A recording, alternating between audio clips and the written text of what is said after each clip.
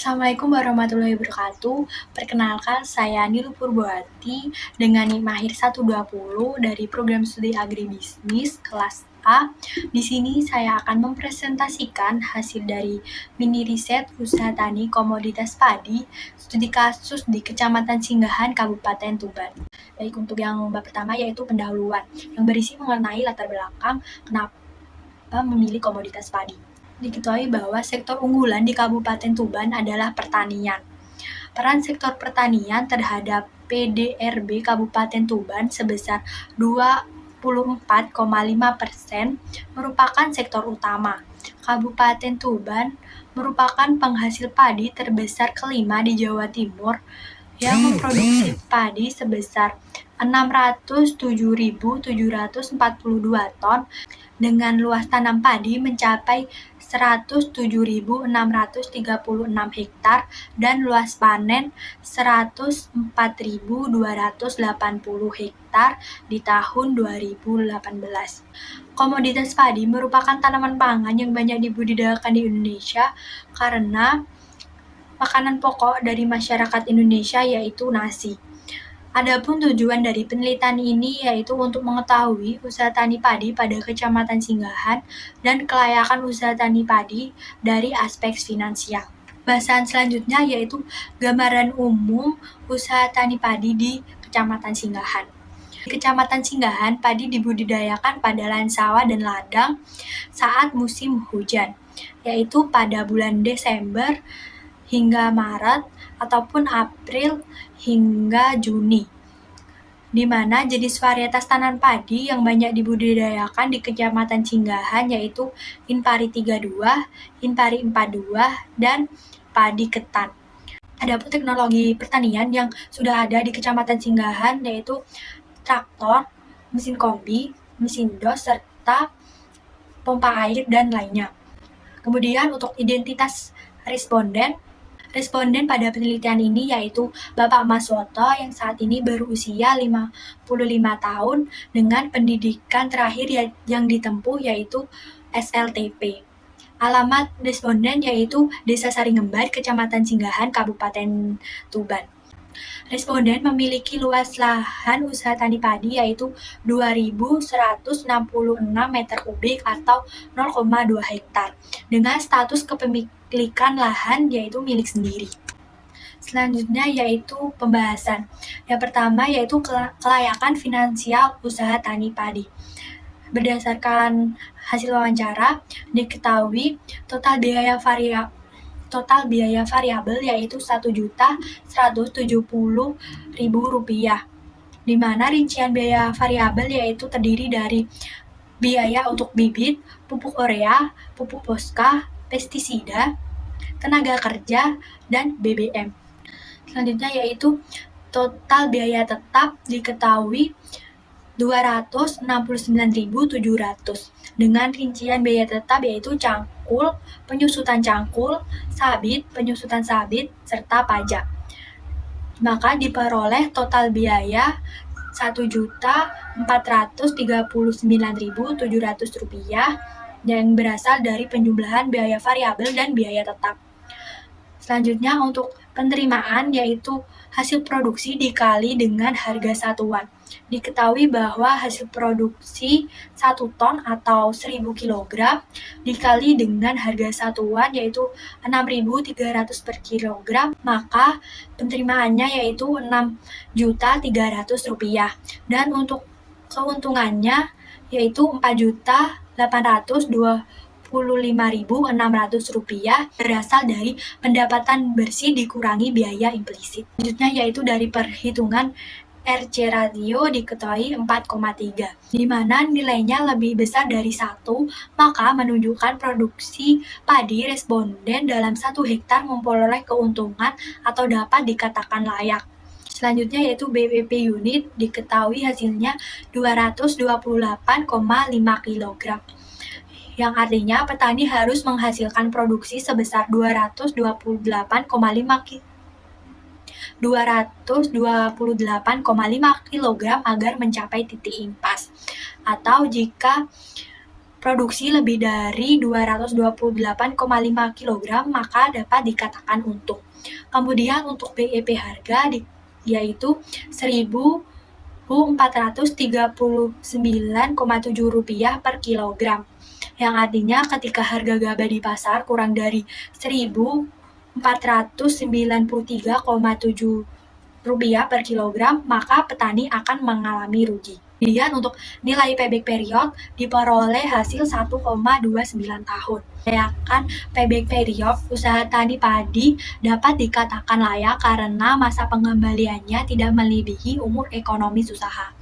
Pembahasan yang kedua yaitu kendala biaya usaha tani padi dan strategi untuk mengatasinya. Berdasarkan hasil wawancara responden, kendala biaya pada usaha tani padi yang dihadapi yaitu dana yang kurang akibat kerugian pada musim tanam sebelumnya sehingga modalnya berkurang. Kegagalan panen tersebut disebabkan oleh serangan hama ataupun bencana alam. Kendala selanjutnya yaitu harga jual padi yang turun sehingga petani merugi.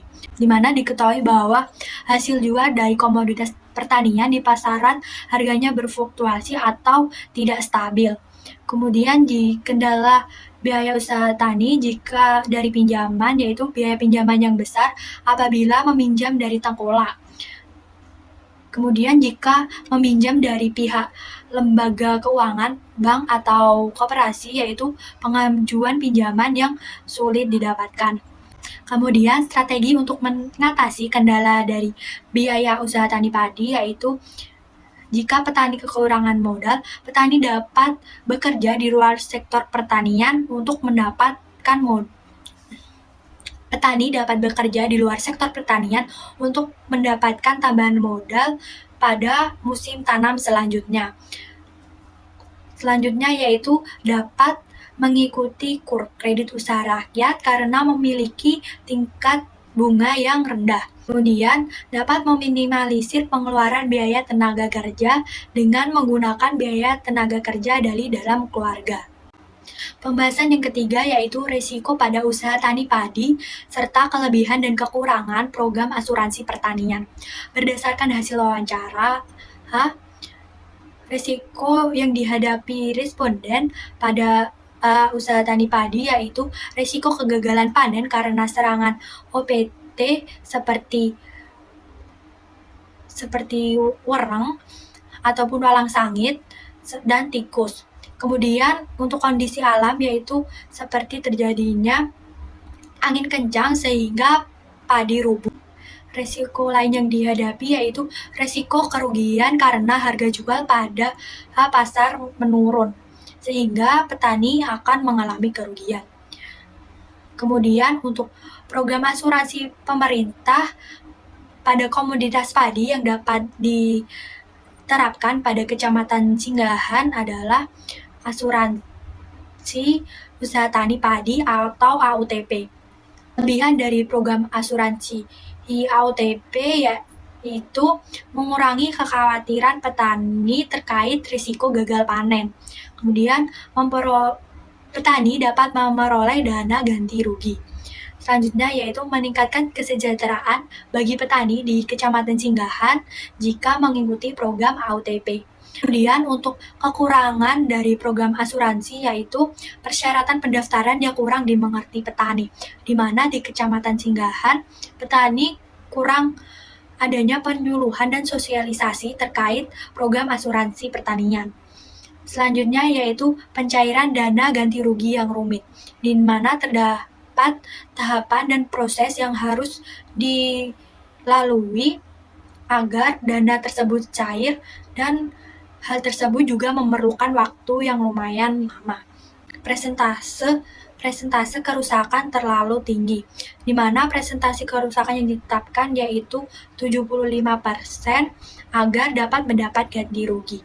Padahal pada kenyataannya, kerusakan yang terjadi pada usaha tani padi tidak mencapai 75%, sehingga petani tidak dapat mengklaim ganti rugi dari asuransi tersebut. Kemudian untuk pembahasan yang keempat yaitu kegiatan kerjasama pada usaha tani padi dan perusahaan besar yang dapat dijadikan pihak mitra.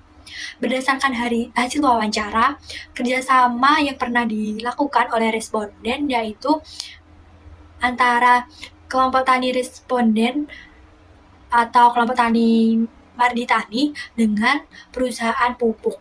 Adapun kegiatan kerjasama yang dilakukan yaitu perusahaan pupuk memberikan penyuluhan terkait penggunaan pupuk yang efektif dan pemberian pupuk kepada anggota tani, sehingga petani mendapatkan pengetahuan baru juga pupuk gratis. Dengan kegiatan kerjasama tersebut, perusahaan pupuk dapat mempromosikan produknya. Selanjutnya, perusahaan yang dapat dijadikan mitra bagi usaha tani padi di Kecamatan Singgahan adalah PT Petrokimia Gresik, di mana kebanyakan petani di Kecamatan Singgahan menggunakan produk pupuk dari Petrokimia Gresik. Adapun kegiatan kerjasama yang dapat dilakukan yaitu pemberian penyuluhan kepada kelompok tani di Kecamatan Singgahan terkait pemakaian pupuk kimia yang bijak. Diketahui petani dalam menggunakan pupuk terkadang tidak melakukan penakaran sesuai kebutuhan dan berlebihan, sehingga akan merusak lingkungan. Kegiatan selanjutnya yaitu pemberian potongan harga atau diskon untuk petani. Dengan diskon tersebut akan meringankan biaya untuk pengeluaran pupuk bagi petani, terutama bagi petani yang tidak mendapatkan subsidi pupuk dari pemerintah. Bahasan yang kelima yaitu perencanaan dalam usaha tani padi. Berdasarkan hasil wawancara dengan responden, dalam perencanaan usaha tani padinya itu tidak melakukan perencanaan secara tertulis. Adapun perencanaan yang dilakukan yaitu perencanaan pemilihan lokasi. Responden memilih yaitu sawah milik sendiri. Kemudian untuk pemilihan komoditas, responden akan menanam komoditas padi pada saat musim hujan dan berganti komoditas jagung pada saat musim kemarau, sehingga lahannya produktif di setiap tahunnya. Perencanaan penggunaan input, responden memilih bibit varietas Impari 32 karena hasil panennya lebih banyak. Responden menggunakan tenaga kerja dari luar keluarga saat kegiatan penanaman dan pemanenan. Selain kegiatan tersebut seperti pemupukan dan penyiangan dilakukan oleh responden sendiri dan dibantu oleh tenaga kerja dari dalam keluarga. Kemudian untuk perencanaan pemanenan, responden akan menggunakan mesin kombi jika panennya bebarengan dengan petani lain di sekitar sawahnya, di mana dengan kombi tersebut akan efisien. Kemudian jika panennya tidak bebarengan dengan petani lain, maka akan menggunakan mesin dos. Kemudian untuk perencanaan hasil panen, petani akan menjual gabah basah jika harganya stabil dan normal. Jika harga gabah basah turun, petani akan mengeringkan hasil panennya dan akan menjual dalam bentuk gabah kering karena harga gabah kering lebih tinggi dari harga gabah basah. Dan penyampaian presentasi mini riset usaha tani komoditas padi. Kurang lebihnya saya mohon maaf. Wassalamualaikum warahmatullahi wabarakatuh.